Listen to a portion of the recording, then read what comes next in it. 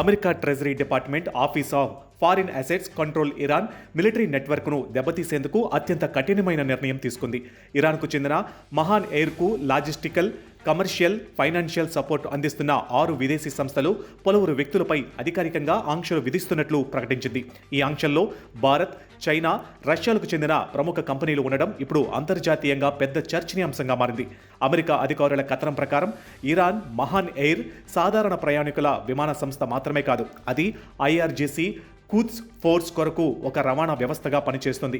ఈ విమాన సంస్థ ద్వారానే ఇరాన్ సైన్యానికి కావాల్సిన అధునాతన ఆయుధాలు, సైనిక సిబ్బంది, విధ్వంసకర డ్రోన్లను వివిధ దేశాలకు చేరవేస్తున్నారని యుఎస్ ఆరోపిస్తుంది. అయితే ఈ ఆరోపణలను ఇరాన్ గతంలోనే ఖండించింది.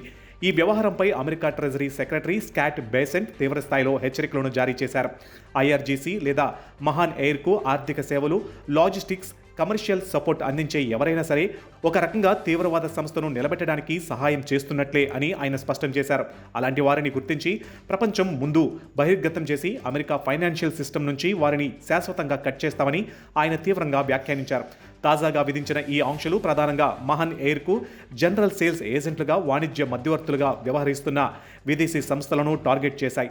అమెరికా ఇప్పటికే మహాన్ ఎయిర్పై ఆంక్షలు విధించినప్పటికీ ఈ విదేశీ కంపెనీల సహాయంతో ఆ ఎయిర్లైన్స్ తమ అంతర్జాతీయ కార్యకలాపాలను యథేచ్ఛగా కొనసాగిస్తుందని ట్రెజరీ డిపార్ట్మెంట్ ఆగ్రహం వ్యక్తం చేసింది. ఈ ఆంక్షల జాబితాలో చైనాకు చెందిన షియాంగ్హై వింగ్స్ ఇంటర్నేషనల్ లాజిస్టిక్స్, షియాంగ్హై ఎలైట్ ఇంటర్నేషనల్ ట్రావెల్ కంపెనీలతో పాటు వాటి మేనేజింగ్ డైరెక్టర్ టాంగ్ జిన్ ఉన్నారు. చైనా నుంచి ఇరాన్కు ఎలక్ట్రానిక్స్ షిప్మెంట్లను కోఆర్డినేట్ చేయడంలో, మహాన్ ఎయిర్ వ్యాపార కార్యకలాపాలకు సహకరించడంలో షాంగ్జై వింగ్స్ కీలక పాత్ర పోషించిందని యుఎస్ ట్రెజరీ వివరించింది.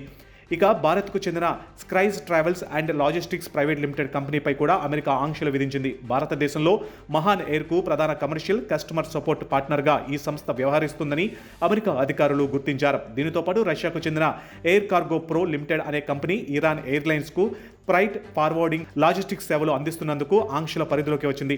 విదేశాలలో ఉన్న ఈ ప్రధాన కమర్షియల్ పార్ట్నర్లను దెబ్బతీయడం ద్వారా అంతర్జాతీయంగా కార్గో ప్రయాణికులను చేరవేసే మహాన్ ఎయిర్ సామర్థ్యాన్ని పూర్తిగా కుదించడమే తమ ప్రధాన లక్ష్యమని అమెరికా ట్రెజరీ స్పష్టం చేసింది.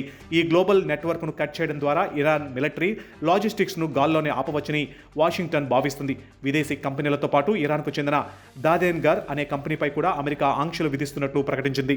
ఈ సంస్థ ఐఆర్జీసీకి ఒక ఫ్రంట్ ఆర్గనైజేషన్గా పనిచేస్తుందని యుఎస్ అధికార యంత్రాంగం ఆరోపించింది. మిడిల్ ఈస్ట్లో తీవ్ర ఉద్రిక్తతలు నెలకొన్న సమయంలో అమెరికా, ఇజ్రాయెల్ సైనిక స్థావరాలపై ఇంటెలిజెన్స్ సమాచారాన్ని సేకరించడంలో ఈ కంపెనీ ఐఆర్జీసీకి సహకరించిందని అమెరికా వెల్లడించింది.